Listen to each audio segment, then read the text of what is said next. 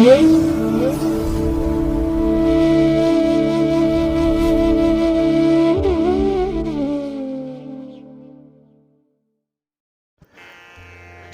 ಮಹಾಗಣಪತಿಯೇ ನಮಃ. ಶ್ರೀ ಗುರುಭ್ಯೋ ನಮಃ. ಹರಿ ಓಂ. ಸಿರಿಗನ್ನಡ ಸುದ್ದಿವಾಹಿನಿಯ ಸದಭಿಮಾನದ ಸಹೃದಯ ವೀಕ್ಷಕ ಮಹಾಶಯರೇ, ತಮಗೆಲ್ಲರಿಗೂ ಕೂಡ ಸಿರಿಗನ್ನಡ ಸುದ್ದಿವಾಹಿನಿಗೆ ಸ್ವಾಗತ. ದಯಾಮಯನಾದಂಥ ಭಗವಂತನ ಅನುಗ್ರಹ ತಮ್ಮೆಲ್ಲರಿಗೆ ಪ್ರಾಪ್ತಿಯಾಗಲಿ, ತಮ್ಮೆಲ್ಲರ ಜೀವನ ಆರೋಗ್ಯದಾಯಕವಾಗಿರಲಿ, ಸಂತೃಪ್ತಿದಾಯಕವಾಗಿರಲಿ ಎಂದು ಭಗವಂತನಲ್ಲಿ ಪ್ರಾರ್ಥನೆಯನ್ನು ಮಾಡ್ತಾ ಈ ದಿನದ ವಿಶೇಷ ಕಾರ್ಯಕ್ರಮವನ್ನು ನೋಡೋಣ.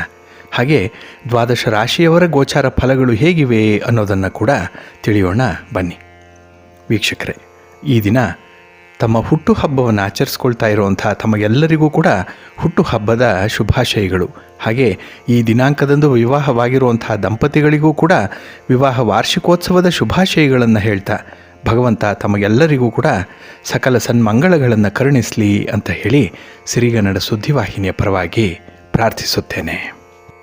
ಪ್ರೀತಿಯ ಬಂಧುಗಳೇ, ಈ ದಿನ 2024 ಜೂನ್ ತಿಂಗಳ 26ನೇ ತಾರೀಕು ಸೌಮ್ಯವಾಸರ ಅಂದರೆ ಬುಧವಾರ. ಈ ಬುಧವಾರದ ನಿತ್ಯ ಪಂಚಾಂಗ ಫಲ ಹೇಗಿದೆ ನೋಡೋಣ ಬನ್ನಿ. ಶ್ರೀ ಕ್ರೋಧಿನಾಮ ಸಂವತ್ಸರೆ, ಉತ್ತರಾಯಣೆ, ಗ್ರೀಷ್ಮ ಋತು, ಜ್ಯೇಷ್ಠ ಮಾಸ, ಕೃಷ್ಣ ಪಕ್ಷದ ಪಂಚಮಿಯ ತಿಥಿ ಈ ದಿನ ಇದೆ. ಇದು ಈ ದಿನ ರಾತ್ರಿ 10:44 ಇರಲಿದೆ. ಈ ದಿನದ ನಕ್ಷತ್ರ ಧನಿಷ್ಠ ನಕ್ಷತ್ರ. ಇದು ಈ ದಿನ ಮಧ್ಯಾಹ್ನ 3:22 ಇರಲಿದೆ. ನಂತರ ಶತಭಿಷ ನಕ್ಷತ್ರ ಆರಂಭ ಆಗುತ್ತೆ. ಈ ದಿನದ ಕರ್ಣ ಪೂರ್ವಕರ್ಣ ಕೌಳವ. ಇದು ಈ ದಿನ ಬೆಳಗ್ಗೆ 10:05 ಇರಲಿದೆ. ನಂತರ ಉತ್ತರ ಕರ್ಣ ತೈತಿಲ ಆರಂಭ ಆಗುತ್ತೆ. ಈ ದಿನದ ಯೋಗ ವಿಷ್ಕಂಭ ಯೋಗ. ಇದು ಈ ದಿನ ಬೆಳಗ್ಗೆ 6:13 ಇರಲಿದೆ. ನಂತರ ಪ್ರೀತಿ ಯೋಗ ಆರಂಭ ಆಗುತ್ತೆ. ದಿಕ್ಷೂಲೆ ಉತ್ತರ ದಿಕ್ಕು. ಈ ದಿನ ಸೂರ್ಯ ಇರುವಂಥ ರಾಶಿ ಮಿಥುನ, ಚಂದ್ರ ಇರುವಂಥ ರಾಶಿ ಕುಂಭ. ಹಾಗೆ ಈ ದಿನ ರಾಹುಕಾಲ ಇರುವಂಥ ಸಮಯ ಈ ದಿನ ಮಧ್ಯಾಹ್ನ 12:26 ಮಧ್ಯಾಹ್ನ 2:02 ಗುಳಿಕ ಕಾಲ ಈ ದಿನ ಬೆಳಗ್ಗೆ 10:50 ಮಧ್ಯಾಹ್ನ 12:26 ಇನ್ನು ಯಮಗಂಡ ಕಾಲ ಈ ದಿನ ಬೆಳಗ್ಗೆ 7:38 ಬೆಳಗ್ಗೆ 9:14 ಇರಲಿದೆ. ಹಾಗೆ ಈ ದಿನ ದುಷ್ಟ ಮುಹೂರ್ತ ಇರುವಂಥ ಸಮಯ ಈ ದಿನ ಬೆಳಗ್ಗೆ 11:56 ಮಧ್ಯಾಹ್ನ 12:51 ದುಷ್ಟ ಮುಹೂರ್ತದ ಸಮಯ. ಹಾಗಾಗಿ ಈ ಸಮಯದಲ್ಲಿ ಯಾವುದೇ ಪ್ರಯಾಣವನ್ನಾಗಲಿ ಯಾವುದೇ ಶುಭ ಕಾರ್ಯಗಳನ್ನಾಗಲಿ ಆರಂಭ ಮಾಡಬೇಡಿ.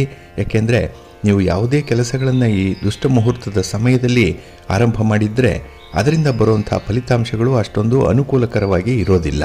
ಆದ್ದರಿಂದಲೇ ಈ ದುಷ್ಟ ಮುಹೂರ್ತವನ್ನು ಅವಾಯ್ಡ್ ಮಾಡುವಂಥದ್ದು ತುಂಬ ಉತ್ತಮ. ಇನ್ನು ಈ ದಿನ ಅಭಿಜಿತ್ ಮುಹೂರ್ತ ಯಾವುದು ಕೂಡ ಇಲ್ಲ. ಹಾಗೆ ಈ ದಿನ ವಿಶೇಷವಾಗಿ ಅಮೃತ ಕಾಲ ಇರುವಂಥ ಸಮಯ ಈ ದಿನ ಪ್ರಾತಃ ಕಾಲ 4:50 ಬೆಳಗ್ಗೆ 6:20 ಅಮೃತ ಕಾಲದ ಸಮಯ. ಇನ್ನು ಈ ದಿನ ಸೂರ್ಯೋದಯ ಆಗುವಂಥ ಸಮಯ ಪ್ರಾತಃ ಕಾಲ 5:53 ಸೂರ್ಯಾಸ್ತ ಸಂಜೆ 6:49. ಹಾಗೆ ಚಂದ್ರನ ಬಲ ಇರುವಂಥ ರಾಶಿಗಳು ಈ ದಿನ ಅಂತ ಹೇಳಿದ್ರೆ ಮೇಷ, ವೃಷಭ, ಸಿಂಹ, ಕನ್ಯಾ, ಧನಸ್ಸು ಮತ್ತು ಕುಂಭ. ಈ 6 ರಾಶಿಯವರಿಗೆ ಗೋಚಾರದಲ್ಲಿ ಚಂದ್ರನಿಂದ ಶುಭ ಫಲಗಳ ಯೋಗ ಇರುತ್ತೆ. ಇನ್ನು ಉಳಿದ 6 ರಾಶಿಯವರಿಗೆ ಮಿಶ್ರ ಫಲದ ಯೋಗ ಇರುತ್ತೆ. ಅದನ್ನು ಮುಂದೆ ದ್ವಾದಶ ರಾಶಿಯವರ ಗೋಚಾರ ಫಲಗಳನ್ನು ನೋಡುವಂಥ ಸಂದರ್ಭದಲ್ಲಿ ಮತ್ತಷ್ಟು ವಿಚಾರಗಳನ್ನು ತಿಳ್ಕೊಳ್ಳೋಣ. ಇನ್ನು ಈ ದಿನದ ಹೊರದ ಅಧಿಪತಿ ಬುಧ. ಬುಧ ಅಂತ ಹೇಳಿದ್ರೆ ವ್ಯಾಪಾರಕ್ಕೆ, ವಾಣಿಜ್ಯಕ್ಕೆ, ಗಣಿತಕ್ಕೆ, ಲೆಕ್ಕಾಚಾರಕ್ಕೆ ಕಾರಕನಾಗಿರುವಂಥವನು. ಹಾಗಾಗಿ ಈ ದಿನ ವ್ಯಾಪಾರಸ್ಥರಿಗೆ, ವ್ಯವಹಾರಸ್ಥರಿಗೆ, ವರ್ತಕರಿಗೆ, ಅದರಲ್ಲೂ ದಳ್ಳಾಳಿಗಳಿಗೆ ಈ ದಿನ ಅನುಕೂಲಕರವಾಗಿರುವಂಥ ದಿನ. ನಿಮ್ಮ ಪ್ರಯತ್ನಗಳು ಕೈಗೂಡುವಂಥ ದಿನ. ಹಾಗೆ ಬುಧ ವಾಕ್ಚಾತುರ್ಯಕ್ಕೆ ಕಾರಕನಾಗಿರುವಂಥವನು, ಅಂದರೆ ಮಾತುಗಾರಿಕೆಗೆ ಕಾರಕ ಬುಧ. ಹಾಗಾಗಿ ಮಾತಿನಿಂದ ಈ ದಿನ ಕೆಲವೊಂದು ಸಮಸ್ಯೆಗಳನ್ನು ಪರಿಹಾರ ಮಾಡ್ಕೊಳ್ತೀರಿ. ಮಾತಿನಿಂದ ಈ ದಿನ ಕೆಲವೊಂದು ಸೌಲಭ್ಯಗಳನ್ನು ಪಡ್ಕೊಳ್ತೀರಿ, ಅನುಕೂಲತೆಗಳಿದೆ. ಹಾಗಾಗಿ ಮಾತು ಬಲ್ಲವನಿಗೆ ಜಗಳ ಇಲ್ಲ, ಊಟ ಬಲ್ಲವನಿಗೆ ರೋಗ ಇಲ್ಲ. ಇದು ಈ ದಿನ ನಿಮಗೆ ಫಲಿಸುವಂಥದ್ದು. ಇನ್ನು ಈ ಬುಧ ವಿನೋದಕ್ಕೆ, ಹಾಸ್ಯಕ್ಕೆ, ವಿದ್ಯೆಗೆ, ಬುದ್ಧಿಗೆ, ಹಾಗೆ ಗೆಳೆತನಕ್ಕೆ, ಸ್ನೇಹಕ್ಕೆ, ವಿಶೇಷವಾಗಿ ಬರವಣಿಗೆಗೆ, ಕಲಿಕೆಗೆ ಕಾರಕನಾಗಿರುವಂಥವನು. ಹಾಗಾಗಿ ವಿದ್ಯಾರ್ಥಿಗಳಿಗೂ ಕೂಡ ಈ ದಿನ ತುಂಬ ಅನುಕೂಲತೆಗಳು ಇರುವಂಥ ದಿನ. ಹಾಗೆ ಈ ದಿನ ಇರುವಂಥ ಗುರುಹೋರ ಕೂಡ ಬಹಳ ಚೆನ್ನಾಗಿದೆ. ಎಲ್ಲ ಕೆಲಸ ಕಾರ್ಯಗಳನ್ನು ಈ ಗುರುಹೋರದಲ್ಲಿ ನೀವು ಆರಂಭ ಮಾಡ್ಬೋದು ಅನ್ನುವಂಥ ವಿಚಾರ ಇದೆ. ಇದು ಈ ದಿನ ಬೆಳಿಗ್ಗೆ 9 ಗಂಟೆ 5 ನಿಮಿಷದಿಂದ ಬೆಳಿಗ್ಗೆ 10 ಗಂಟೆ 9 ನಿಮಿಷದವರೆಗೆ, ಇನ್ನು ಅಪರಾಹ್ನ 4 ಗಂಟೆ 35 ನಿಮಿಷದಿಂದ ಅಪರಾಹ್ನ 5 ಗಂಟೆ 39 ನಿಮಿಷದವರೆಗೆ, ಇನ್ನು ರಾತ್ರಿ 11 ಗಂಟೆ 22 ನಿಮಿಷದಿಂದ ರಾತ್ರಿ 12 ಗಂಟೆ 18 ನಿಮಿಷದವರೆಗೆ ಗುರುಹೋರ ಇರುವಂಥ ಸಮಯ. ಇದನ್ನು ನೀವು ಅನುಸರಣೆ ಮಾಡ್ಬೋದು. ಆದರೆ ಈ ದಿನ ಇರುವಂಥ ಶನಿಹೋರ ಸ್ವಲ್ಪ ನಿಧಾನವಾದಂತಹ ಫಲಿತಾಂಶವನ್ನು ಕೊಡುವಂತಹ ಸಂದರ್ಭ ಇದೆ. ಏಕೆಂದರೆ ಶನಿ ಮಂದಗತಿಯಲ್ಲಿ ಚಲಿಸುವಂಥವನು. ಹಾಗಾಗಿನೇ ಕೆಲವೊಂದು ಪ್ರಮುಖವಾದಂತಹ ಕೆಲಸ ಕಾರ್ಯಗಳನ್ನು ಶನಿಹೋರದಲ್ಲಿ ಆರಂಭ ಮಾಡಬೇಡಿ. ಇದು ಈ ದಿನ ಬೆಳಿಗ್ಗೆ 8 ಗಂಟೆಯಿಂದ ಬೆಳಿಗ್ಗೆ 9 ಗಂಟೆ 5 ನಿಮಿಷದವರೆಗೆ, ಇನ್ನು ಅಪರಾಹ್ನ 3 ಗಂಟೆ 31 ನಿಮಿಷದಿಂದ ಅಪರಾಹ್ನ 4 ಗಂಟೆ 35 ನಿಮಿಷದವರೆಗೆ, ಹಾಗೆ ರಾತ್ರಿ 10 ಗಂಟೆ 27 ನಿಮಿಷದಿಂದ ರಾತ್ರಿ 11 ಗಂಟೆ 22 ನಿಮಿಷದವರೆಗೆ ಶನಿಹೋರ ಇರುವಂಥ ಸಮಯ. ಹಾಗಾಗಿ ಇದನ್ನು ಸ್ವಲ್ಪ ಅವಾಯ್ಡ್ ಮಾಡಿ. ಆದರೆ ಈ ದಿನ ಇರುವಂಥ ಬುಧಹೋರ ಬಹಳ ಚೆನ್ನಾಗಿದೆ. ಅದರಲ್ಲೂ ನೆಗೋಷಿಯೇಷನ್ಸ್ಗೆ, ಆರ್ಬಿಟ್ರೇಷನ್ಗೆ, ಪಾರ್ಟಿಷನ್ ಡೀಡ್ಸ್ಗೆ ಸಂಬಂಧಪಟ್ಟಂಥ ವಿಚಾರಗಳ, ನಿಮ್ಮ ವ್ಯಾಪಾರ ವ್ಯವಹಾರಗಳಿಗೆ ಸಂಬಂಧಪಟ್ಟಂಥ ವಿಚಾರ, ಯಾವುದೇ ತೀರ್ಮಾನವನ್ನು ಕೈಗೊಳ್ಳುವಂಥ ವಿಚಾರಗಳಾಗಲಿ, ಹಣವನ್ನು ಬಂಡವಾಳವಾಗಿ ತೊಡಗಿಸುವಂಥ ವಿಚಾರ, ಹೊಸ ವ್ಯಾಪಾರವನ್ನು ಆರಂಭ ಮಾಡುವಂಥ ವಿಚಾರ, ಇದೆಲ್ಲದಕ್ಕೂ ಕೂಡ ಈ ದಿನ ಇರುವಂಥ ಬುಧಹೋರ ಬಹಳ ಚೆನ್ನಾಗಿದೆ. ಇದು ಈ ದಿನ ಬೆಳಿಗ್ಗೆ 5 ಗಂಟೆ 52 ನಿಮಿಷದಿಂದ ಬೆಳಿಗ್ಗೆ 6 ಗಂಟೆ 56 ನಿಮಿಷದವರೆಗೆ, ಹಾಗೆ ಮಧ್ಯಾಹ್ನ 1 ಗಂಟೆ 22 ನಿಮಿಷದಿಂದ ಮಧ್ಯಾಹ್ನ 2 ಗಂಟೆ 26 ನಿಮಿಷದವರೆಗೆ, ಹಾಗೆ ರಾತ್ರಿ 8 ಗಂಟೆ 35 ನಿಮಿಷದಿಂದ ರಾತ್ರಿ 9 ಗಂಟೆ 31 ನಿಮಿಷದವರೆಗೆ ಬುಧಹೋರ ಇರುವಂಥ ಸಮಯ. ಇದನ್ನು ನೀವು ಅನುಸರಣೆ ಮಾಡ್ಬೋದು, ಒಳ್ಳೆಯದಾಗತ್ತೆ. ಹಾಗೆ ಈ ದಿನ ಇರುವಂಥ ಶುಕ್ರಹೋರ ಏನಿದೆ ಇದನ್ನು ಸ್ವಲ್ಪ ಅವಾಯ್ಡ್ ಮಾಡಬೇಕಾಗತ್ತೆ. ಅದರಲ್ಲೂ ಈ ವಿವಾಹಕ್ಕೆ ಸಂಬಂಧಪಟ್ಟಂಥ ಯಾವುದೇ ಚಟುವಟಿಕೆಗಳಿದ್ರೂ ಅದನ್ನು ಶುಕ್ರಹೋರದಲ್ಲಿ ಮಾಡಬೇಡಿ. ಈ ದಾಖಲೆ ಪತ್ರಗಳಿಗೆ ಸಹಿ ಮಾಡುವಂಥ ವಿಚಾರ ಆಗಲಿ, ಅಥವಾ ಯಾವುದೇ ಆಸ್ತಿಯ ವಿಚಾರದಲ್ಲಿ ತೀರ್ಮಾನ ತೆಗೆದುಕೊಳ್ಳುವಂಥ ವಿಚಾರಗಳಲ್ಲಾಗಲಿ ನೀವು ಈ ಶುಕ್ರಹೋರದಲ್ಲಿ ಯಾವುದೇ ಪ್ರಯತ್ನವನ್ನು ಈ ದಿನ ಮಾಡಬೇಡಿ. ಅಷ್ಟೊಂದು ಅನುಕೂಲಕರವಾದಂಥ ಫಲಿತಾಂಶಗಳು ಬರಲ್ಲ. ಹಾಗಾಗಿ ಈ ದಿನ ಶುಕ್ರಹೋರ ಇರುವಂಥ ಸಮಯ ಪ್ರಾತಃ ಕಾಲ 4 ಗಂಟೆ 57 ನಿಮಿಷದಿಂದ ಬೆಳಿಗ್ಗೆ 5 ಗಂಟೆ 53 ನಿಮಿಷದವರೆಗೆ, ಇನ್ನು ಮಧ್ಯಾಹ್ನ 12 ಗಂಟೆ 18 ನಿಮಿಷದಿಂದ ಮಧ್ಯಾಹ್ನ 1 ಗಂಟೆ 22 ನಿಮಿಷದವರೆಗೆ, ರಾತ್ರಿ 7 ಗಂಟೆ 39 ನಿಮಿಷದಿಂದ ರಾತ್ರಿ 8 ಗಂಟೆ 35 ನಿಮಿಷದವರೆಗೆ ಶುಕ್ರಹೋರ ಇರುವಂಥ ಸಮಯ. ಇದನ್ನು ಸ್ವಲ್ಪ ಅವಾಯ್ಡ್ ಮಾಡಿ, ಒಳ್ಳೆಯದಾಗುತ್ತೆ. ಬಂಧುಗಳೇ, ನಿಮ್ಮ ಕೆಲಸ ಕಾರ್ಯಗಳನ್ನು ಉತ್ತಮವಾದಂತಹ ಸಮಯದಲ್ಲಿ ಆರಂಭ ಮಾಡಿ. ಒಳ್ಳೆಯ ಸಮಯ ಯಾವುದು, ಒಳ್ಳೆಯ ಮುಹೂರ್ತ ಯಾವುದು ಅನ್ನುವಂಥದ್ದನ್ನು ತಿಳ್ಕೊಂಡು ಮುಂದುವರಿರಿ, ಒಳ್ಳೆಯದಾಗತ್ತೆ. ಹಾಗೆ ಬಂಧುಗಳೇ, ನಾವು ನಮ್ಮ ಚಟುವಟಿಕೆಗಳನ್ನಾಗಲಿ, ದೈನಂದಿನ ಕೆಲಸ ಕಾರ್ಯಗಳನ್ನಾಗಲಿ, ಅಥವಾ ಬಹಳ ವಿಶೇಷವಾದ ಶುಭ ಕಾರ್ಯಗಳನ್ನು ಆರಂಭ ಮಾಡಲಿಕ್ಕೆ ಸಮಯವನ್ನು, ಮುಹೂರ್ತವನ್ನು ನೋಡೇ ಪ್ರಾರಂಭ ಮಾಡ್ತೇವೆ. ಹಾಗೆ ಯಾವುದೇ ಕೆಲಸ ಕಾರ್ಯಗಳು ನಮಗೆ ಕೈಗೂಡಬೇಕು, ನಾವು ಅಂದುಕೊಂಡಂತಹ ಫಲಿತಾಂಶಗಳು ಸಿಗಬೇಕು ಅಂತ ಹೇಳಿದ್ರೆ ದೈವ ಬಲ ಬಹಳ ವಿಶೇಷವಾಗಿ ನಮಗೆ ಬೇಕು. ನಮ್ಮ ಪ್ರಯತ್ನದ ಜೊತೆಗೆ ಭಗವಂತನ ಅನುಗ್ರಹ ಬೇಕೇ ಬೇಕಾಗುತ್ತೆ. ಅದರ ಒಟ್ಟಿಗೆ ಇನ್ನೊಂದು ವಿಚಾರವನ್ನು ನೀವು ಗಮನಿಸಬೇಕು. ಏನಂದರೆ, ನೀವು ವಾಸಿಸ್ತಾ ಇರುವಂಥ ಮನೆ, ಆ ಮನೆ ನಿಮಗೆ ಆಗಿ ಬಂದಿದೆಯಾ ಇಲ್ವಾ, ಆ ಮನೆಯ ದಿಕ್ಕು ಯಾವ ಕಡೆಗಿದೆ, ಮುಂಬಾಗಿಲು ಎಲ್ಲಿದೆ, ಅಂದರೆ ಸಿಂಹದ್ವಾರ ಎಲ್ಲಿದೆ ಅನ್ನುವಂಥ ವಿಚಾರವನ್ನು ಹಿರಿಯರು ಬಹಳ ತೀಕ್ಷ್ಣವಾಗಿ ಗಮನಿಸ್ತಾ ಇದ್ರು. ಇನ್ನು ಆ ವಾಸಿಸುವಂಥ ಮನೆಯಲ್ಲಿ ಏನಾದರೂ ವಾಸ್ತು ದೋಷ ಏನಾದರೂ ಇದೆಯಾ?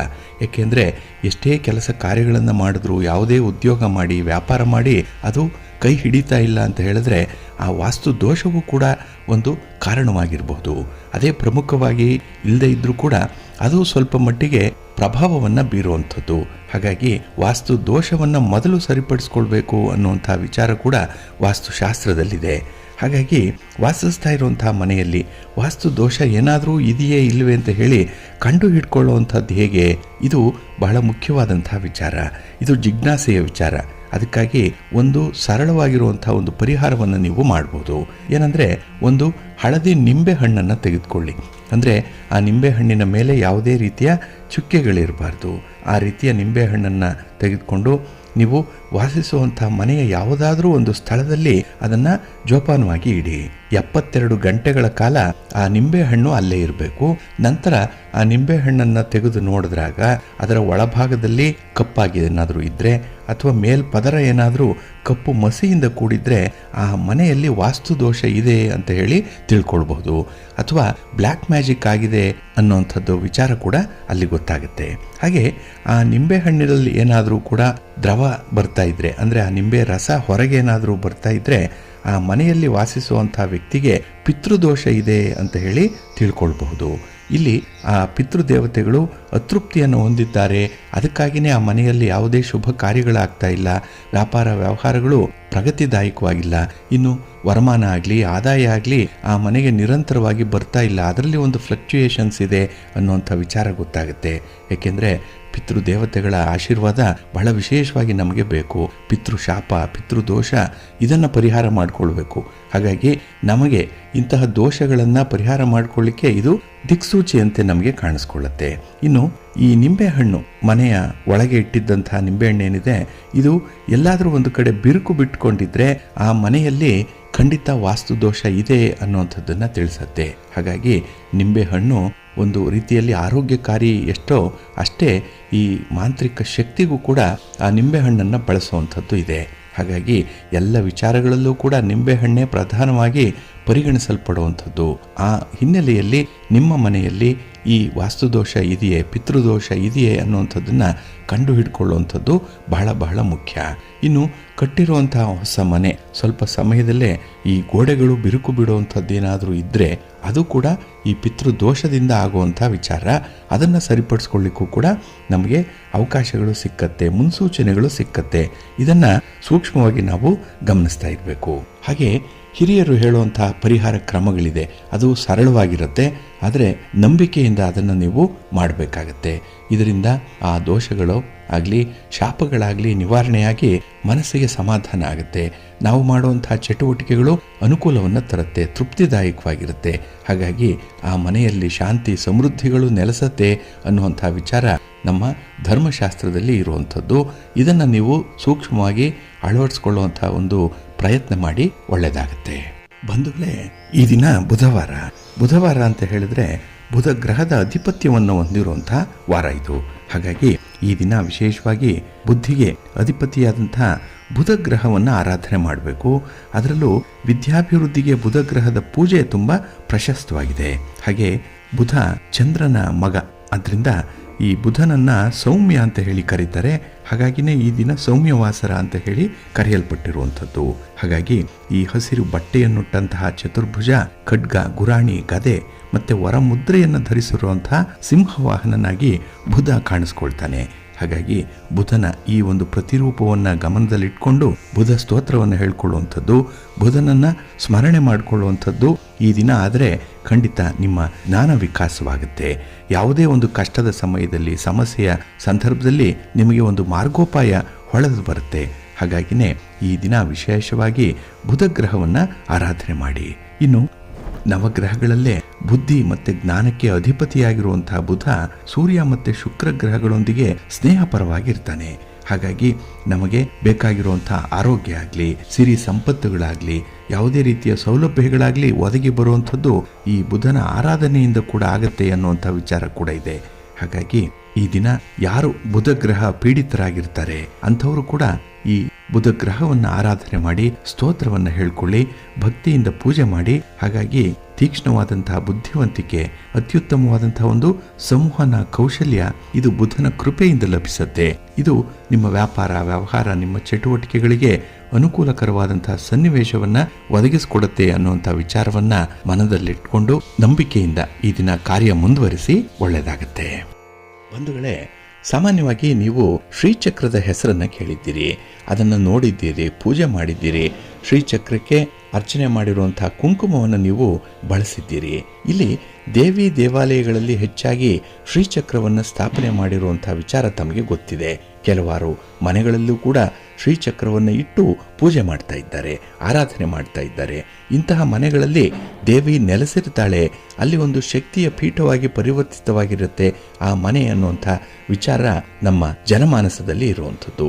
ಇದರಿಂದ ದಾರಿದ್ರ್ಯ ನಾಶನವಾಗುತ್ತೆ, ಸುಖ ಸಮೃದ್ಧಿ ಶಾಂತಿ ನೆಲೆಸತ್ತೆ ಅನ್ನುವಂಥ ಒಂದು ನಂಬಿಕೆ ಇದೆ. ಅಂತಹ ಮನೆಗಳಲ್ಲಿ ನಕಾರಾತ್ಮಕ ಶಕ್ತಿಯ ಪ್ರವೇಶಕ್ಕೆ ಆಸ್ಪದ ಇರಲ್ಲ.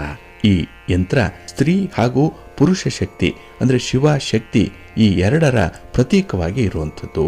ಇದರ ಬಗ್ಗೆ ಉಪನಿಷತ್ತುಗಳ ಕಾಲದಿಂದಲೂ ಕೂಡ ಉಲ್ಲೇಖ ಇದೆ. ಬಹಳ ವಿವರವಾಗಿ ಶ್ರೀಚಕ್ರದ ಬಗ್ಗೆ ವಿವರಣೆಯನ್ನು ಕೊಟ್ಟಿದ್ದಾರೆ. ಇದರ ಪೂಜೆ ಸಂಪತ್ತಿನ ಜೊತೆಗೆ ಇಹ ಪರಗಳೆರಡರ ಉನ್ನತಿಗೆ ಸಾಧನವಾಗಿದೆ ಅನ್ನುವಂಥ ವಿಚಾರ ಅಲ್ಲಿ ಉಲ್ಲೇಖ ಆಗಿದೆ. ಇದನ್ನ ಪೂರ್ವಾಭಿಮುಖವಾಗಿ ಇಟ್ಟು ಪೂಜೆ ಮಾಡುವಂಥವರು ಉತ್ತರಾಭಿಮುಖವಾಗಿ ಕುಳಿತು ಪೂಜೆ ಮಾಡಿದ್ರೆ ಶೀಘ್ರ ಫಲ ಪ್ರಾಪ್ತಿಯಾಗುತ್ತೆ. ಇನ್ನು ಈ ಶ್ರೀಚಕ್ರ ಯಂತ್ರ ಒಂದು ಶಕ್ತಿಯುತವಾದಂತಹ ಯಂತ್ರ ಅನ್ನುವಂಥದ್ದು ಗೊತ್ತಿರುವಂಥ ವಿಚಾರ. ಇದು ಜಗನ್ಮಾತೆಯಾದ ದೇವಿಯನ್ನ ಪ್ರತಿನಿಧಿಸುವಂಥ ಒಂದು ಯಂತ್ರ. 9 ತ್ರಿಕೋನಗಳು ಒಂದಕ್ಕೊಂದು ಬೆಸೆದುಕೊಂಡೇ ಇರುವಂತಹ ಈ ಯಂತ್ರ, ಇದನ್ನೇ ನವಚಕ್ರ ಅಂತ ಹೇಳಿ ಕೂಡ ಕರೆಯುವಂಥದ್ದು ಇದೆ. ಇಲ್ಲಿ ಎಲ್ಲ ತ್ರಿಕೋನಗಳು ಕೂಡ ಸೇರುವಂತಹ ಮಧ್ಯದ ಬಿಂದುವಿನಲ್ಲಿ ನವಶಕ್ತಿ ಸ್ವರೂಪಳಾದಂತಹ ದೇವಿ ನೆಲೆಸಿರ್ತಾಳೆ. ಅದರಿಂದಾಗಿಯೇ ಈ ದೇವಿಯನ್ನ ಚಕ್ರಾಂತರ ವಾಸಿನಿ ಅಂತ ಹೇಳಿ ಕೂಡ ವರ್ಣಿಸ್ತಾರೆ.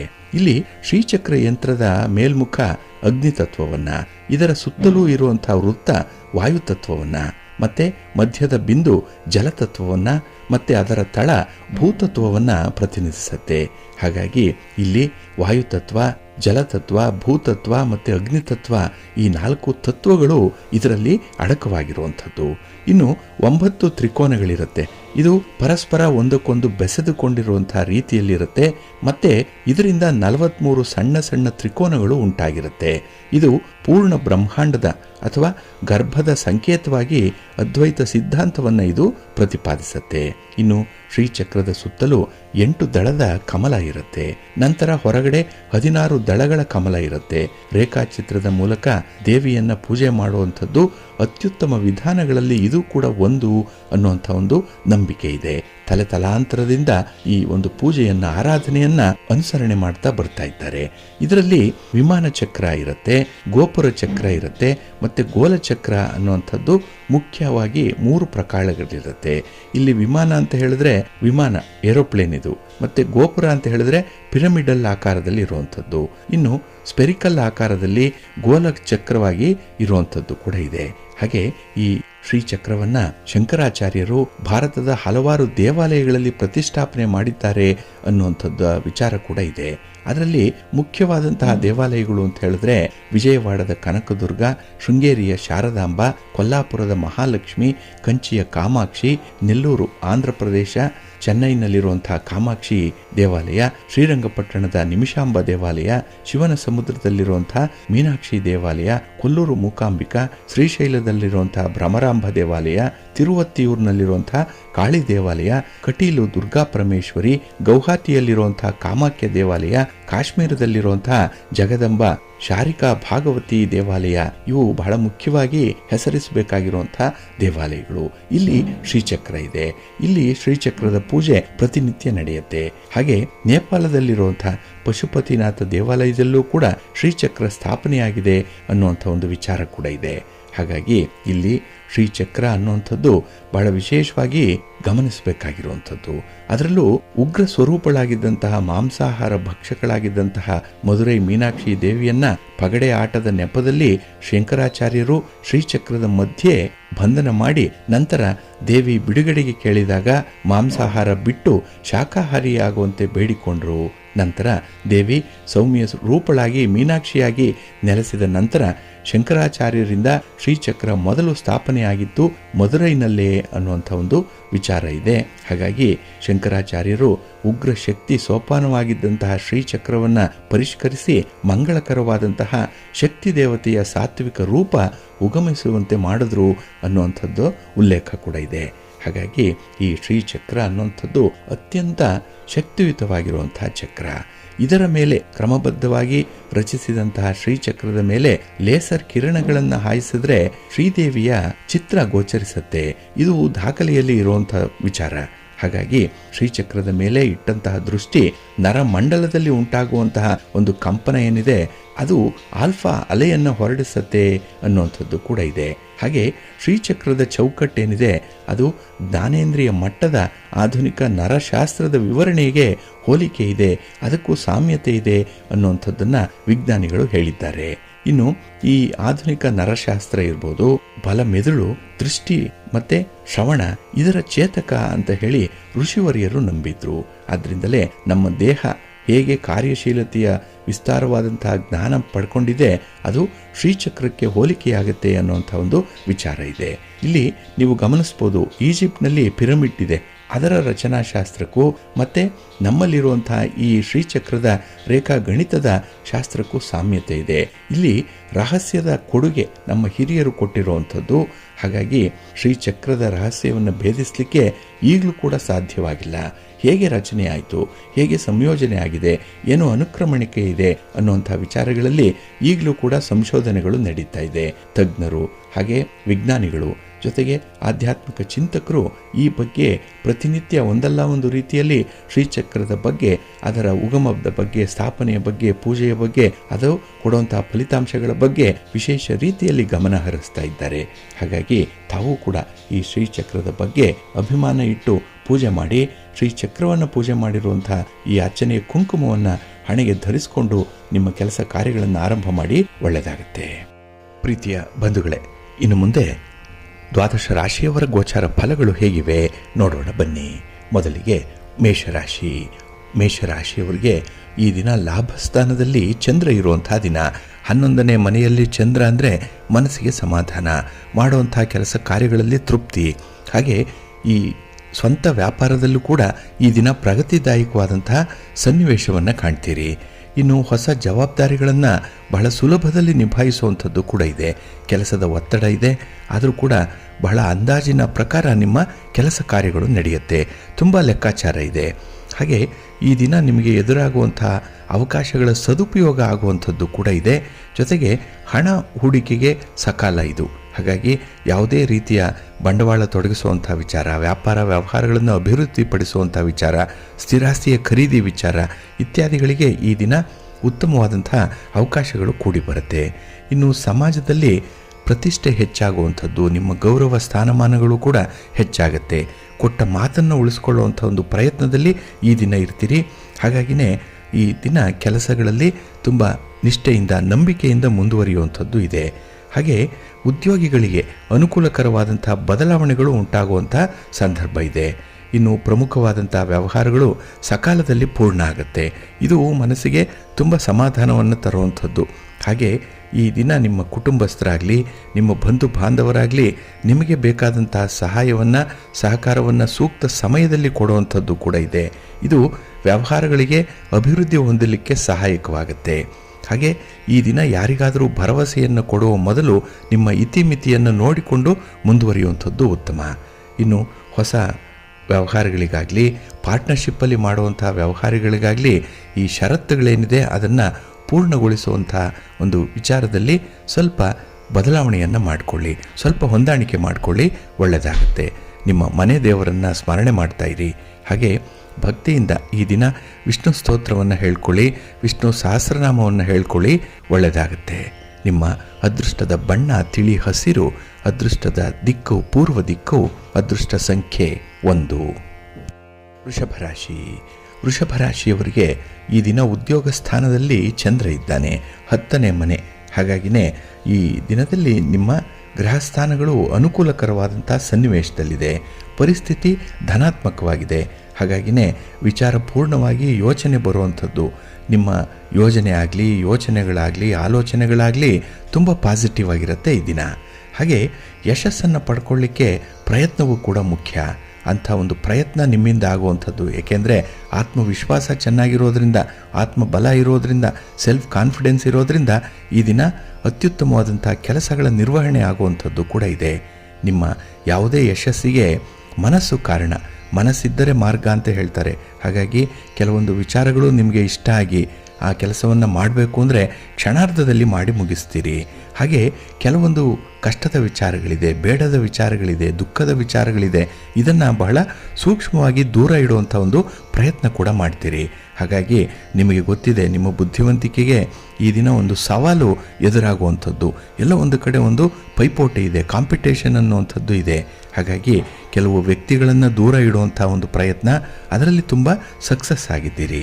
ಹಾಗೆ ಅನಿರೀಕ್ಷಿತವಾಗಿ ಈ ದಿನ ಅತಿಥಿಗಳ ಆಗಮನ ಆಗುವಂಥದ್ದು, ಹಾಗೆ ದೂರದ ಸಂಬಂಧಿಗಳು ನಿಮಗೆ ಈ ದಿನ ಪರಿಚಯ ಆಗುವಂಥದ್ದು, ಮತ್ತು ಅವರೊಂದಿಗೆ ನಡೆಸುವಂಥ ಮಾತುಕತೆ, ಚರ್ಚೆ, ವಿಚಾರ ವಿನಿಮಯ, ಇದು ಒಂದು ರೀತಿಯಲ್ಲಿ ಹೊಸ ಬೆಳಕನ್ನು ನಿಮಗೆ ಚೆಲ್ಲುವಂಥದ್ದಾಗತ್ತೆ. ಇದರಿಂದ ಆರ್ಥಿಕ ಲಾಭವನ್ನು ಪಡ್ಕೊಳ್ಳಿಕ್ಕೆ ಅವಕಾಶಗಳು ಹೆಚ್ಚಾಗುವಂಥದ್ದು ಇದೆ. ಇನ್ನು ವಿದ್ಯಾರ್ಥಿಗಳು ವಿಶೇಷವಾಗಿ ಸೇವಾ ಕಾರ್ಯಗಳನ್ನು ನಿರ್ವಹಣೆ ಮಾಡುವಂಥದ್ದು ಇದೆ.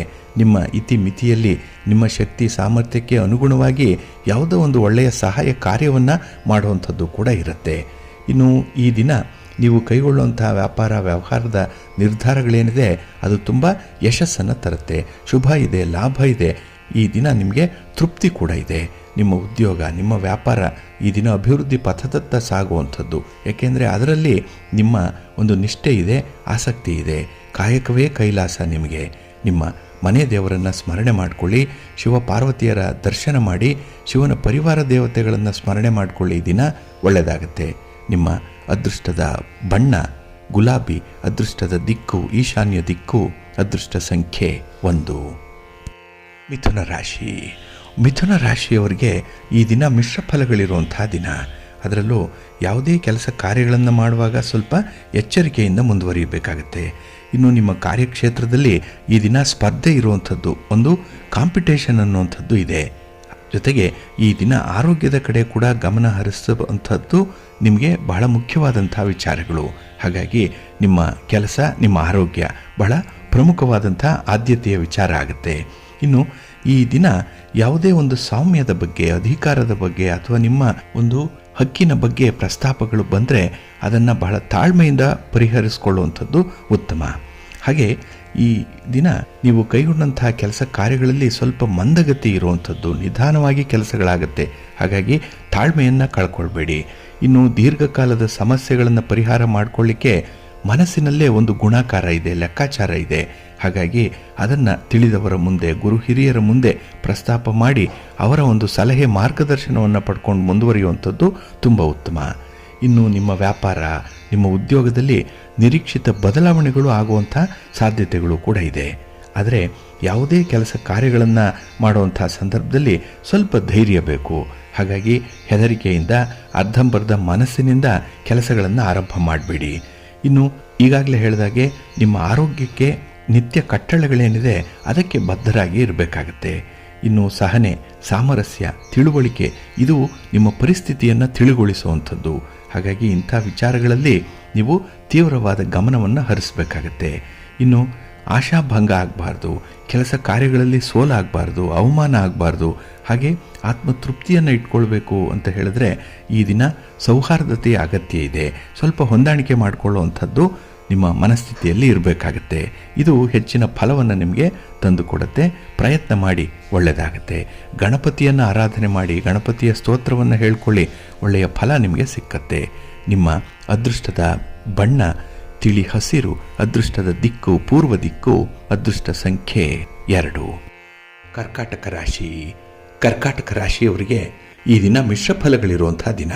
ಅದರಲ್ಲೂ ಚಂದ್ರ ಅಷ್ಟಮದಲ್ಲಿದ್ದಾಗ ಸ್ವಲ್ಪ ಹಿನ್ನಡೆಗಳು ಉಂಟಾಗುವಂಥದ್ದು ಇದೆ. ಹಾಗಾಗಿ ನಿಮ್ಮ ಪ್ರಯತ್ನಕ್ಕೆ ಈ ದಿನ ತುಂಬ ಆಶಾಭಂಗ ಆಗುವಂಥದ್ದು, ನಿಮ್ಮ ಉತ್ಸಾಹಕ್ಕೆ ತಣ್ಣೀರೆರಚುವಂಥ ಪ್ರಯತ್ನಗಳು ಕೂಡ ಬೇರೆಯವರಿಂದ ಆಗುತ್ತೆ. ಹಾಗಾಗಿ ನೀವು ಅಂದುಕೊಂಡಂಥ ಕೆಲಸ ಕಾರ್ಯಗಳನ್ನು ಸಕಾಲದಲ್ಲಿ ಮಾಡಲಿಕ್ಕೆ ನಿಮಗೆ ಸಾಧ್ಯ ಆಗಲ್ಲ. ಹಾಗೆ ಈ ದಿನ ಹಳೆಯ ವಿಚಾರಗಳು ನೆನಪಿಗೆ ಬರುವಂಥದ್ದು ಇದೆ. ಇದರಿಂದ ಮನಸ್ಸು ಚಂಚಲವಾಗುತ್ತೆ, ವಿಚಲಿತವಾಗುತ್ತೆ, ಏನೋ ಒಂದು ರೀತಿಯಲ್ಲಿ ನಿಶ್ಶಕ್ತಿ ಇರುವಂಥದ್ದು. ಹಾಗೆ ಕೆಲವು ವಿಚಾರಗಳಲ್ಲಿ ನಿರಾಸಕ್ತಿ ಮೂಡುವಂಥ ಸಾಧ್ಯತೆ ಕೂಡ ಇರುತ್ತೆ. ಹಾಗೆ ಈ ದಿನ ಯಾವುದೇ ಕೆಲಸ ಕಾರ್ಯಗಳನ್ನು ಮಾಡುವಂಥ ಸಂದರ್ಭದಲ್ಲಿ ಪೂರ್ವ ಸಿದ್ಧತೆ ಇರಲ್ಲ. ಇದರಿಂದ ಕೆಲಸಗಳು ಕೈಗೂಡಲ್ಲ, ಪೂರ್ಣ ಆಗಲ್ಲ, ಅಪೂರ್ಣವಾಗುತ್ತೆ, ಫಲಿತಾಂಶಗಳು ಸಿಕ್ಕಲ್ಲ.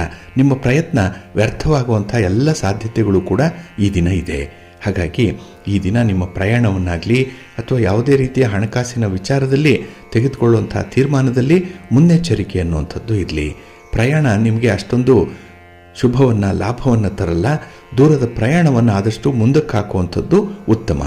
ಇನ್ನು ಹಣಕಾಸಿನ ವಿಚಾರಕ್ಕೆ ಈ ದಿನ ಕೈ ಹಾಕಬೇಡಿ.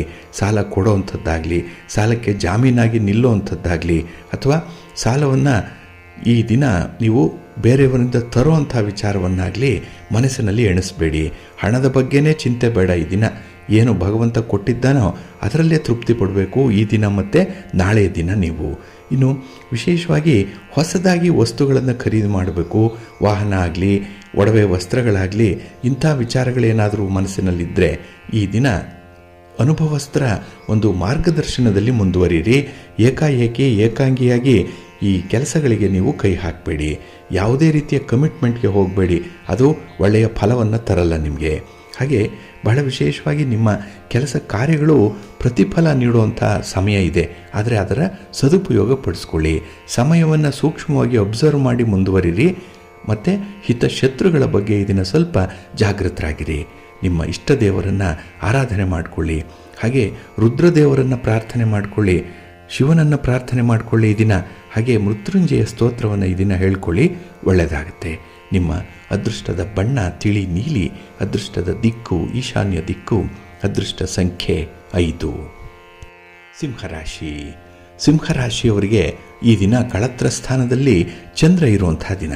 ಹಾಗಾಗಿನೇ ನಿಮ್ಮ ಕುಟುಂಬದಲ್ಲಿ, ನಿಮ್ಮ ವಿಚಾರಗಳಲ್ಲಿ ಈ ದಿನ ನಿಮಗೆ ತೃಪ್ತಿ ಇದೆ.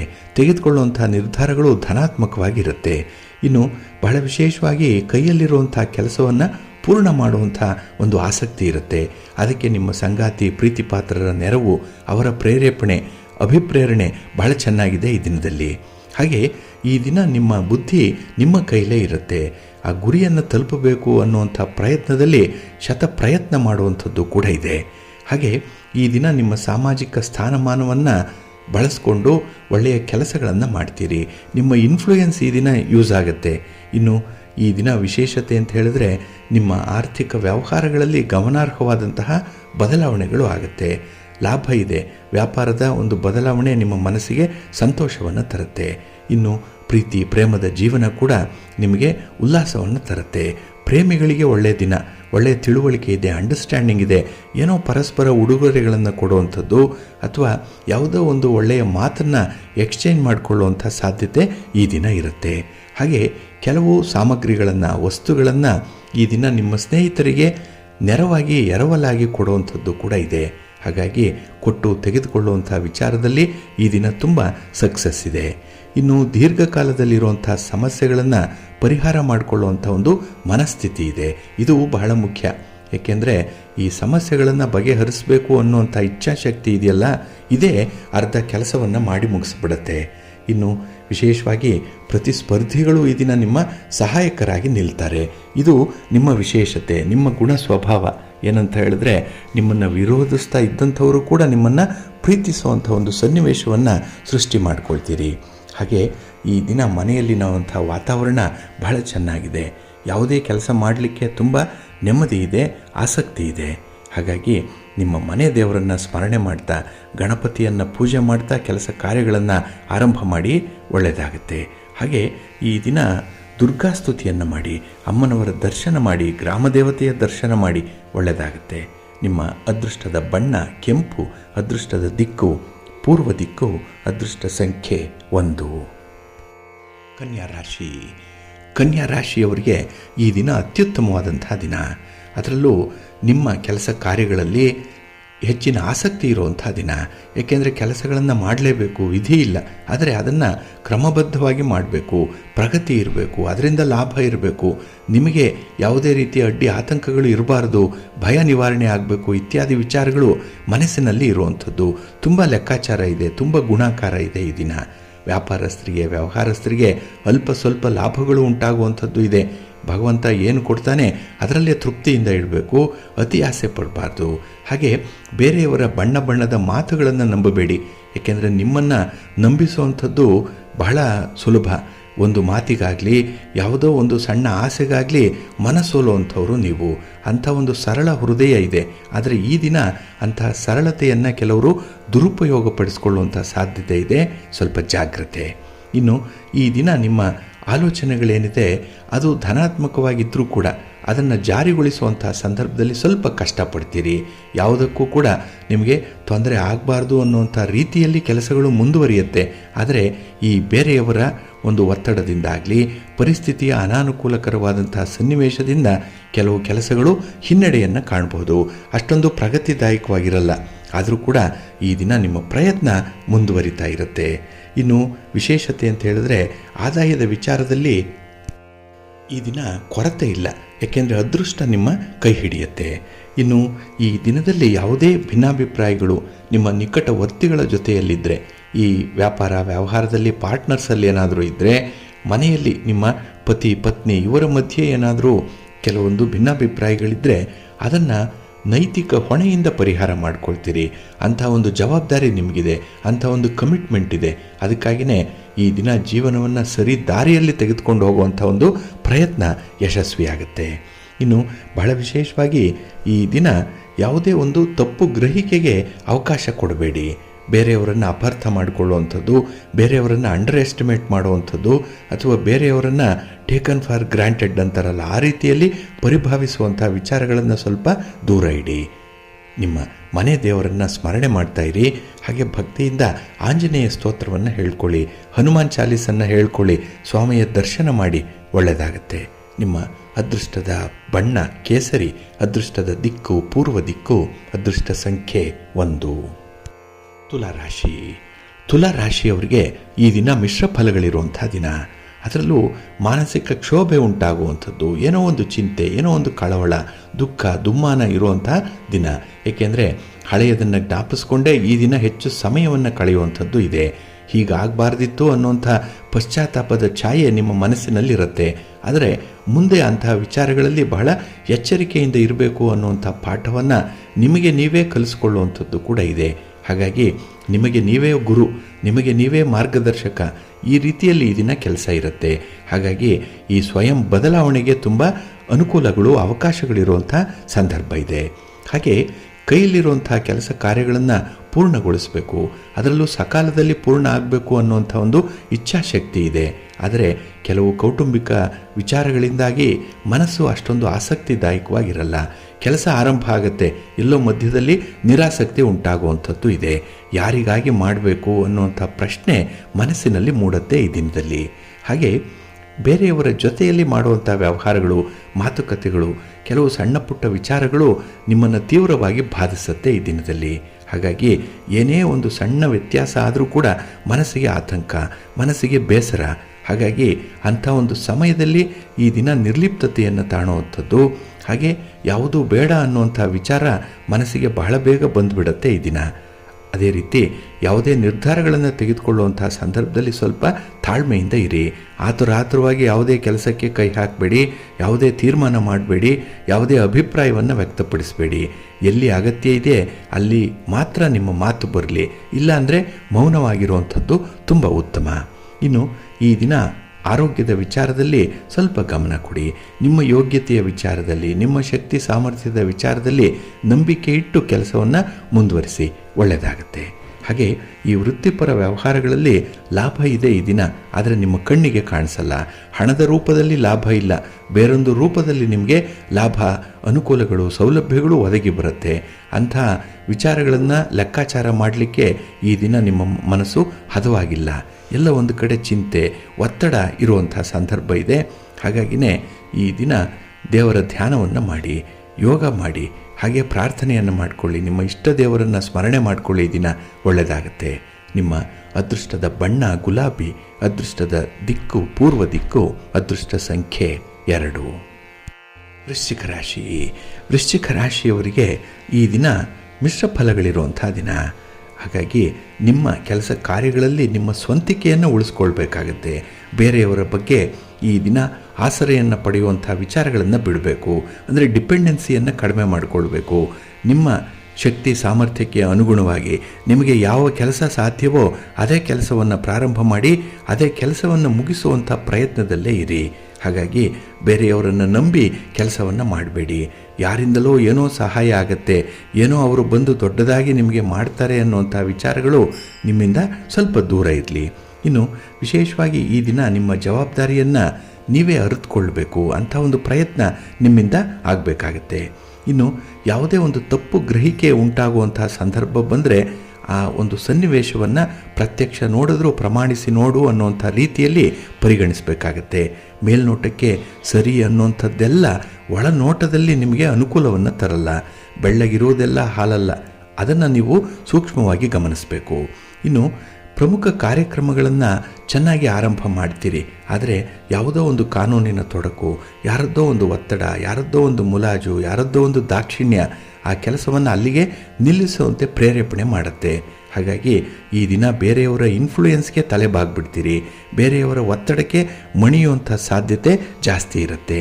ಇನ್ನು ಸ್ಥಿರಾಸ್ತಿಯ ವಿಚಾರದಲ್ಲಿ ಇದ್ದಂಥ ವಿವಾದಗಳು ಈ ದಿನ ಸ್ವಲ್ಪ ಉಲ್ಬಣ ಆಗುವಂಥದ್ದು ಇದೆ. ಅದರಿಂದ ಒಂದು ಟೆನ್ಷನ್, ಅದರಿಂದ ಏನೋ ಭಯ, ಅಭದ್ರತೆ ಇರುವಂಥ ಸಂದರ್ಭ ಇದೆ. ಇನ್ನು ಪ್ರೀತಿ ಪ್ರೇಮದ ವಿಚಾರದಲ್ಲಿ ನಿಮ್ಮ ಲೆಕ್ಕಾಚಾರ ಸ್ವಲ್ಪ ತಲೆ ಕೆಳಗಾಗುವಂಥ ಸಾಧ್ಯತೆ ಇದೆ. ನೀವು ಕೊಟ್ಟಷ್ಟು ಪ್ರೀತಿಯನ್ನು, ನೀವು ಕೊಟ್ಟಷ್ಟು ವಿಶ್ವಾಸವನ್ನು ನೀವು ಅವರಿಂದ ನಿರೀಕ್ಷೆ ಮಾಡಲಿಕ್ಕೆ ಸಾಧ್ಯ ಆಗಲ್ಲ. ಏಕೆಂದರೆ ಅವರ ಬಗ್ಗೆನೇ ಈ ದಿನ ನಿಮಗೆ ಸ್ವಲ್ಪ ಅನುಮಾನ ಇರುವಂಥದ್ದು. ಹಾಗೆ ಕೆಲವು ವಿಚಾರಗಳಲ್ಲಿ ಈ ದಿನ ಬೇಕಾದ್ದಕ್ಕಿಂತ ಹೆಚ್ಚು ಯೋಚನೆ ಮಾಡುವಂಥ ಸಂದರ್ಭಗಳು ಕೂಡ ಇದೆ.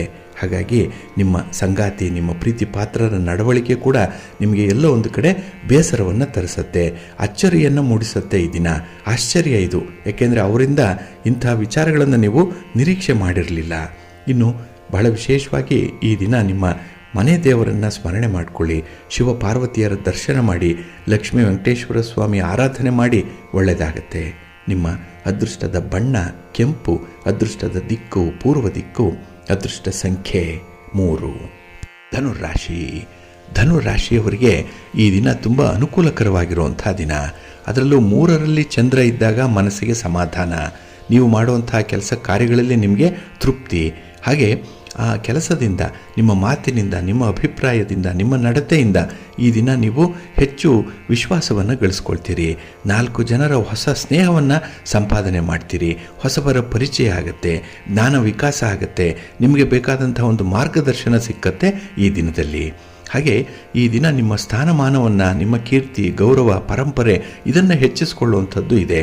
ನಿಮ್ಮ ಸಂಸ್ಕೃತಿ, ನಿಮ್ಮ ಸಂಸ್ಕಾರ ಏನಿದೆ ಇದು ಈ ದಿನ ನಿಮ್ಮ ಒಂದು ಪ್ರಸಿದ್ಧಿಗಾಗಲಿ, ನಿಮ್ಮ ಕೆಲಸ ಕಾರ್ಯಗಳ ಯಶಸ್ವಿಗಾಗಲಿ ಕಾರಣವಾಗಿರುತ್ತೆ. ಹಾಗೆ ಈ ದಿನ ಇನ್ನೊಬ್ಬರನ್ನು ಆಶ್ರಯಿಸೋ ಬದಲು ನಿಮ್ಮ ಶಕ್ತಿ, ನಿಮ್ಮ ಸಾಮರ್ಥ್ಯ ಎಷ್ಟಿದೆ ಅಷ್ಟರ ಒಳಗೆ ನಿಮ್ಮತನವನ್ನು ತೋರಿಸುವಂಥ ಒಂದು ಪ್ರಯತ್ನ ಕೂಡ ಇರುತ್ತೆ. ತುಂಬ ಪ್ರಾಕ್ಟಿಕಲ್ ಆಗಿರುವಂಥ ದಿನ ಇದು. ಹಾಗೆ ಕೆಲಸದಲ್ಲಿ ಬಹಳ ಔಚಿತ್ಯಪೂರ್ಣವಾಗಿ ಕೆಲಸವನ್ನು ನಿಭಾಯಿಸುವಂಥದ್ದು, ಜವಾಬ್ದಾರಿ ಚೆನ್ನಾಗಿದೆ, ಸೆನ್ಸ್ ಆಫ್ ರೆಸ್ಪಾನ್ಸಿಬಿಲಿಟಿ ಬಹಳ ಅದ್ಭುತವಾಗಿದೆ ಈ ದಿನದಲ್ಲಿ. ಹಾಗೆ ನಿಕಟವರ್ತಿಗಳ ಜೊತೆ ಆಗುವಂಥ ಭಿನ್ನಾಭಿಪ್ರಾಯಗಳನ್ನು ಪರಿಹಾರ ಮಾಡಿಕೊಳ್ಳುವಂಥ ಒಂದು ಪ್ರಯತ್ನದಲ್ಲಿರಿ.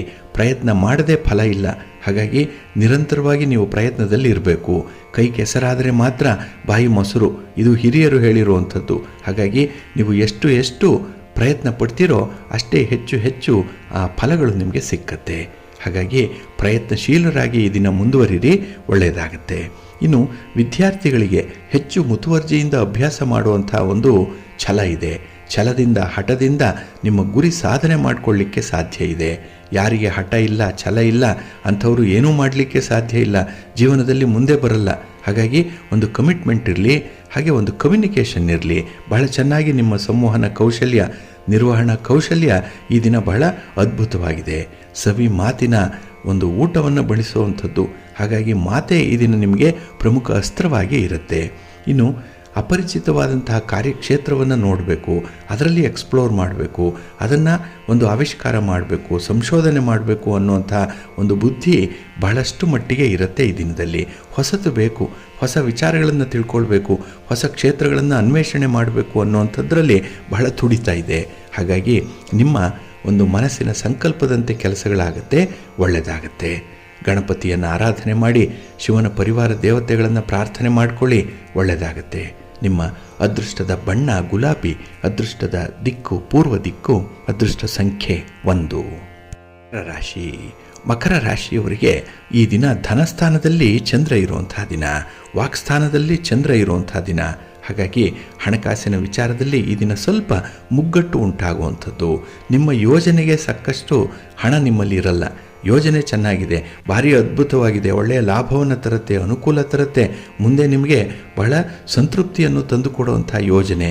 ಆದರೆ ಯೋಜನೆಗೆ ಬೇಕಾದಂಥ ಮೂಲಭೂತ ಬಂಡವಾಳ ಏನಿದೆ ಅದೇ ಕೊರತೆಯಲ್ಲಿ ಇರುವಂಥದ್ದು. ಹಾಗಾಗಿ ಎಲ್ಲ ಇದೆ, ಯಾವುದೂ ಇಲ್ಲ ಅನ್ನುವಂಥ ಒಂದು ಪರಿಸ್ಥಿತಿಯಲ್ಲಿ ಈ ದಿನ ಇರಬೇಕಾಗತ್ತೆ. ಹಾಗೆ ನಿಮ್ಮ ಯೋಗ್ಯತೆಯನ್ನು ಸಮರ್ಥನೆ ಮಾಡಿಕೊಳ್ಳುವಂಥ ಪ್ರಯತ್ನಗಳು ಕೂಡ ಈ ದಿನ ಇರುತ್ತೆ.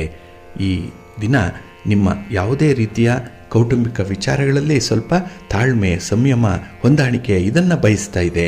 ಹಾಗಾಗಿನೇ ಕೋಪವನ್ನು ನಿಯಂತ್ರಣ ಮಾಡಿಕೊಳ್ಳಿ, ಪರಿಸ್ಥಿತಿಯನ್ನು ಸರಿಯಾಗಿ ಅರಿತುಕೊಳ್ಳುವಂಥ ಒಂದು ಪ್ರಯತ್ನ ಮಾಡಿ. ಏಕೆಂದರೆ ನಿಮ್ಮ ಮಾತಿನಿಂದ ಕೆಲವೊಂದು ಅನರ್ಥಗಳು ಉಂಟಾಗುವಂಥ ಸಾಧ್ಯತೆಗಳು ಜಾಸ್ತಿ ಇದೆ.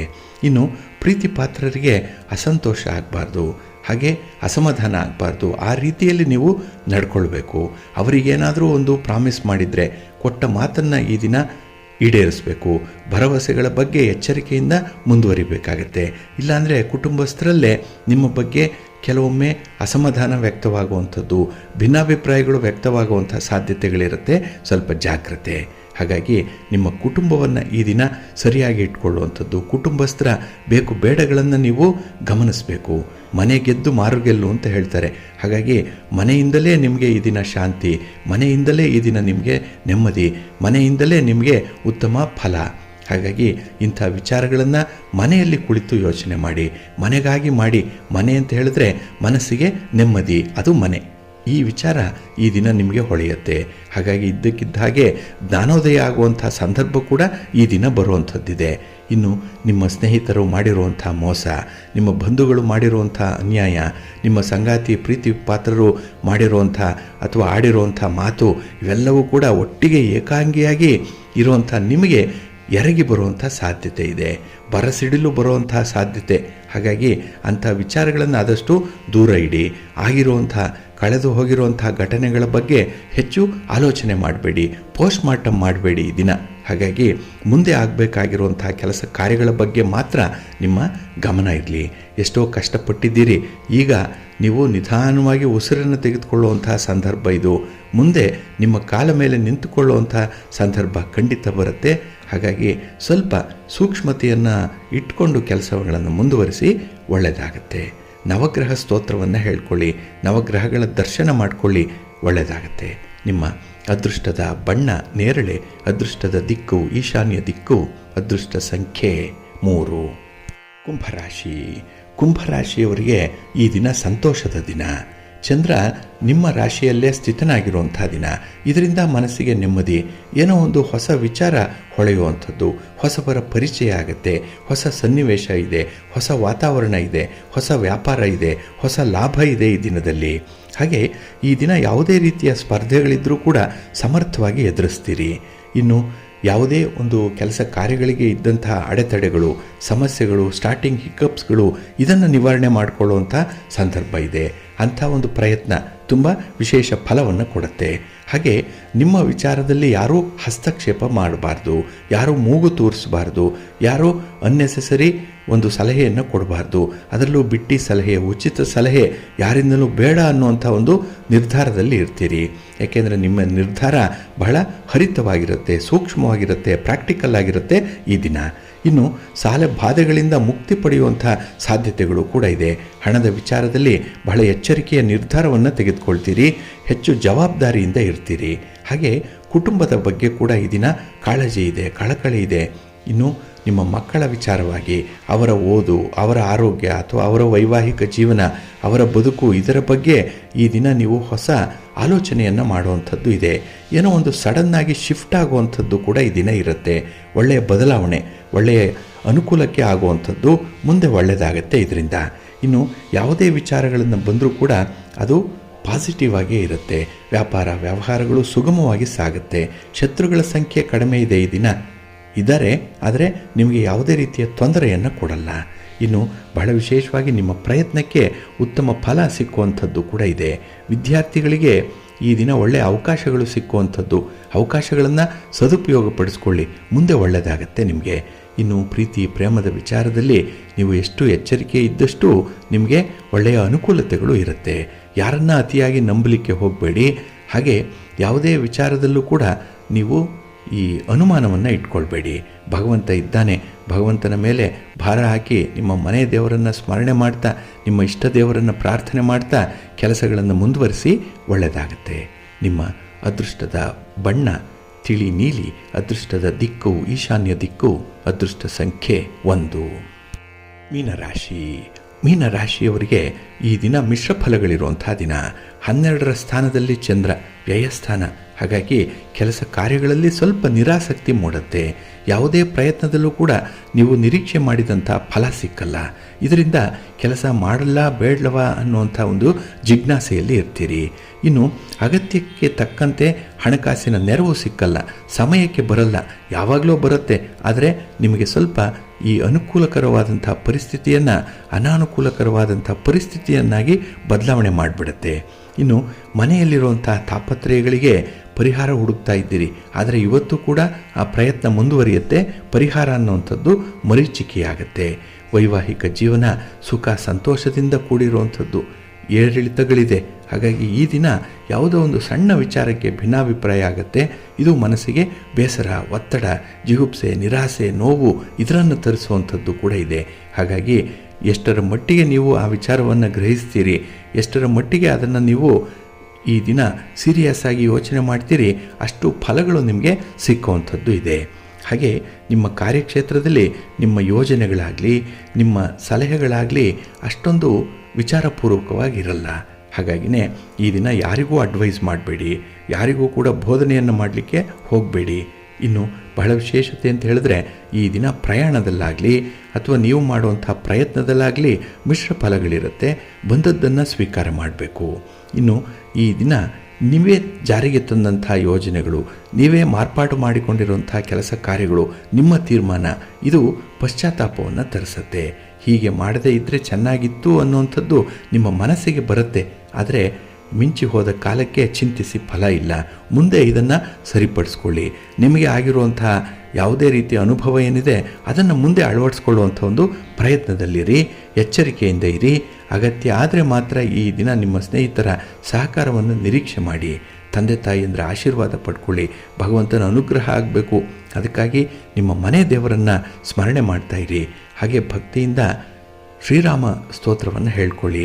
ಶ್ರೀರಾಮ ರಕ್ಷೆಯನ್ನು ಈ ದಿನ ಪಠಣ ಮಾಡಿಕೊಳ್ಳಿ, ಒಳ್ಳೆಯದಾಗುತ್ತೆ. ನಿಮ್ಮ ಅದೃಷ್ಟದ ಬಣ್ಣ ತಿಳಿ ನೀಲಿ, ಅದೃಷ್ಟದ ದಿಕ್ಕು ಈಶಾನ್ಯ ದಿಕ್ಕು, ಅದೃಷ್ಟ ಸಂಖ್ಯೆ 5.